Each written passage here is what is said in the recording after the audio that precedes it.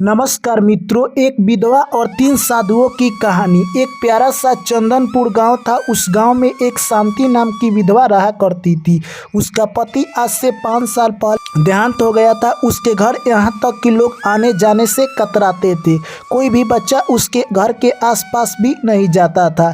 जब भी वो पूजा पाठ के लिए मंदिर जाया करती थी तो लोग उससे दूर दूर तक भागते थे। यानी कह सकते हैं कि उसकी जीवन बहुत कष्ट में बीत रही थी। उसका पति एक पेशे से किसान था और मेहनत कर कर अपना जीवन यापन कर रहा था, परंतु एक छोटी सी उसकी ज़िंदगी में घटना होती है और वो इस दुनिया को छोड़कर चल बसता है। अब आपको बता दें, शांति काफ़ी संघर्ष भरी अपनी ज़िंदगी काट रही थी और वो सोच रही थी कि कैसे मैं अपने ज़िंदगी को बेहतर बनाऊं। एक दिन की बात है, उसके गांव में 3 महात्मा आते हैं, जिसे देखकर शांति को उम्मीद हो जाती है कि आज ये महात्मा हमारी ज़िंदगी बदल सकते हैं। आपको बता दें, शांति की नज़र जैसे उन महात्माओं पर पड़ती है तो आंख में आशा की किरण और कुछ उम्मीदें जग जाती है और वो शांति सोचती है कि इनसे मेरे प्रश्नों का उत्तर मिल सकता है। तभी वो महात्मा चारों तरफ गांव में घूमते हैं। तभी उनकी नज़र उस शांति पर जाती है। तभी उसमें से एक महात्मा बोलते हैं कि ये शांति काफ़ी आगे तक जाती हुई दिखाई दे रही है, क्योंकि इसके भाग्य में कुछ अलग दिखाई दे रहा है। यह सब देखकर गांव वाले चौंक जाते हैं। उसके बाद वो महात्मा कहते हैं कि ये शांति जो कि विधवा है, ये आगे चलकर गांव के लिए प्रेरणा का स्रोत बनेगी। यह सब बात देखकर लोग दंग रह जाते हैं कि हम लोग इससे छुआछूत करते हैं, यानी इसके आसपास भी नहीं जाते हैं, परंतु ये महात्मा क्या कर रहे हैं। दोस्तों, जैसे ही शांति को इस बात का पता चलता है, वो सोचती है कि ज़िंदगी जीने का आधार मिल चुका है। इस तरह से कहे तो वो महात्मा चारों तरफ गांव में घूमते हैं। उसके बाद शाम होते ही उसी गांव के एक मंदिर के पास जाकर बैठ जाते हैं। इस तरह से शाम का समय वहीं पर व्यतीत करते हैं। अगले दिन फिर महात्मा उस गाँव में घूमने के लिए आते हैं और उस शांति से मुलाकात करते हैं। तभी वो महात्मा कहते हैं कि हे शांति, तुम्हारा जीवन आगे चलकर बदलता हुआ नज़र आ रहा है। क्या तुम अपने जीवन बदलने का प्रयास करोगी? तभी वो शांति कहती है कि इस गांव में लोग मुझे छुआछूत यानी कहे तो अपने बच्चे को भी देखते हैं तो हमसे दूर कर लेते हैं। मैं क्या कर सकती हूँ आगे चलकर? इस तरह से वो महात्मा कहते हैं कि तुम्हें 3 परीक्षा देना होगा। अगर तुम 3 परीक्षा में सफल हो जाती हो तो तुम अपने ज़िंदगी को बेहतर बना सकती हो। इस तरह से वो शांति कहती है कि ठीक है, मैं वो 3 परीक्षा जरूर दूंगी। इस तरह से दोस्तों वो महात्मा कहते हैं कि तब तुम्हें कल जंगल में अकेले ही आना होगा। इस तरह से अगले दिन शांति जंगल में अकेले जाती है उन महात्मा के पास। तभी वो महात्मा कहते हैं कि तुम ध्यान से सुन लो, अगर तुम परीक्षा में असफल होती हो तो तुम्हारा जीवन और भी बद से बदतर हो सकता है, इसलिए तुम ध्यान से जरूर सुनना। इस जंगल में तुम्हें अकेला ही रात्रि व्यतीत करना है, तुम्हारे साथ कोई नहीं रहेगा और यहाँ पर खूंखार जानवर रहते हैं। क्या तुम अकेला रात्रि व्यतीत कर सकती हो? तभी शांति हिम्मत बांधती है और कहती है कि ठीक है। महात्मा वहीं पर जंगल में उस शांति को छोड़ देते हैं और वो लोग पुनः अपने घर आ जाते हैं। इस तरह से जैसे ही रात्रि होती है, जानवरों की चारों तरफ से आवाज़ आता है और शांति को लगता है कि अब मुझे यहाँ से भाग जाना चाहिए। तभी उन महात्मा की बात उसको याद आने लगती है और वो शांति सोचती है कि अगर मैं यहाँ से भाग जाती हूँ तो उन महात्मा का सारा वचन झूठा हो जाएगा, हमारा सारा परीक्षा असफल हो जाएगा। इस तरह से शांति यानी कहे तो लंबी सांसें लेती है और भगवान का नेह लगाने लगती है। वहीं पर बाघ चीता आकर घूमने लगते हैं। यह सब देखकर शांति और घबरा जाती है और आंख बंद कर लेती है और भगवान का नाम लेती है। ऐसे करते करते यानी कहे तो सुबह के धूप निकल जाता है और पहला परीक्षा पास कर जाती है। अब शांति के दिल में शांति हो गया था और आंखों में आशा की किरणें जगने लगी थी।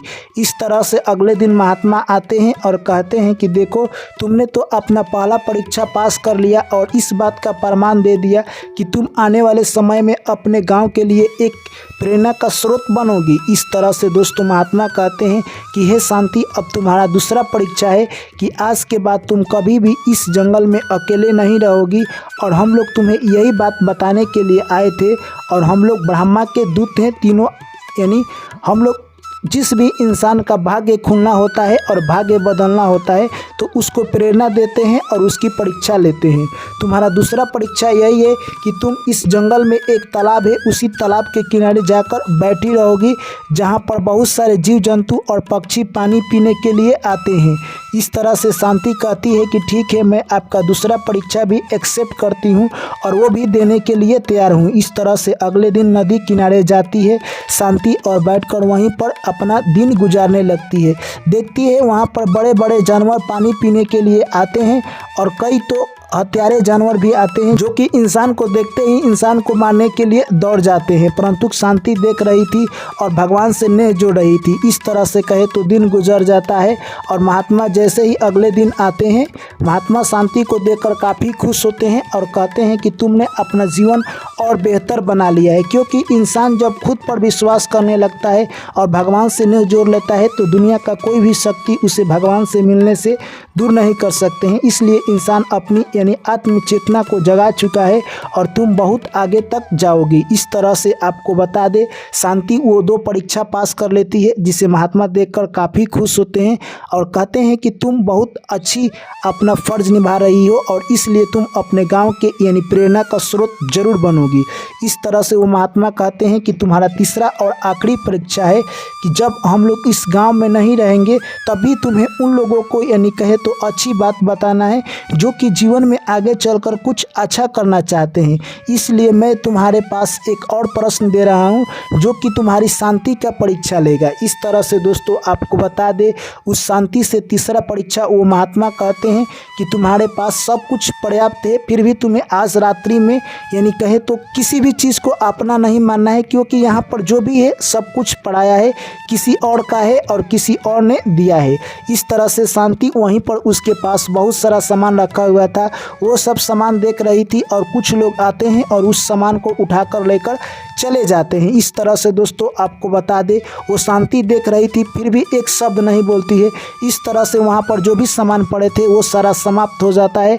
अगले दिन महात्मा आते हैं तो देखते हैं कि वहाँ पर एक भी सामान नहीं है, तो शांति को देखकर वो महात्मा कहते हैं कि तुमने किसी को नहीं बोला। शांति चुप रहती है। उसके बाद महात्मा कहते हैं कि तुमने तीनों परीक्षा पास कर लिया, इसलिए अब तुम्हारे पास यानी कहे तो आत्मशक्ति आ चुकी है और तुम खुद पर यानी कहे तो अपने आप पर विश्वास कर सकती हो और तुम आत्मनिर्भर बन गई हो। इस तरह से कहे तो दोस्तों उसके अंदर यानी आंखों में अलग सी चमक आ गई है और आशा की दीप जलने लगी। इस तरह से वो महात्मा कहते हैं कि तुम अब अपने गांव की विकास कर सकती हो। यह बात बताकर तीनों महात्मा वहां से निकल जाते हैं। धीरे धीरे समय निकलता गया और शांति अपने गांव के लिए प्रेरणा का स्रोत बन जाती है। वहां पर जो भी समस्या उत्पन्न होता है लोग शांति से अपनी समस्याओं का समाधान ढूंढने के लिए आते हैं और शांति सभी लोगों को समस्या का समाधान बताती है। इस तरह से वो गांव की ज्ञानी बन जाती है। जैसा कहती है वैसे ही लोग गांव के बारे में सोचते और करते हैं। इस तरह से आपको बता दे शांति ने अपने जीवन में वो मुकाम हासिल कर लिया जिसे पाने के लिए मनुष्य दिन रात मेहनत कर रहा है। दोस्तों इस कहानी से हमें यही संदेश मिलती है कि इंसान अपने डर को अगर खत्म कर देता है तो वो उस मुकाम पर पहुंच जाएगा जिस मुकाम पर वो जाना चाहता है। अगर इंसान के अंदर से घृणा खत्म हो जाती है तो वो प्रेम की दुनिया में अथाह सागर को भी प्राप्त कर सकता है। इसके अलावा इंसान अगर मोह माया छोड़ दे तो वो जिंदगी का असली सुख प्राप्त कर सकता है, जिस तरह से शांति ने अपने जीवन में सुख शांति प्राप्त की थी। चलिए दोस्तों ये कहानी आप लोगों को कैसी लगी हमें कमेंट करके जरूर बताइए। आप लोगों को अच्छी लगती है कहानी तो वीडियो को लाइक कीजिए, चैनल को सब्सक्राइब कीजिए। आप लोगों से पुनः मुलाकात होगी एक नई वीडियो में, तब तक आप लोग मुझे दीजिए इजाज़त। सभी साथियों को मेरा प्यार भरा नमस्कार। जय श्री कृष्ण। राधे राधे।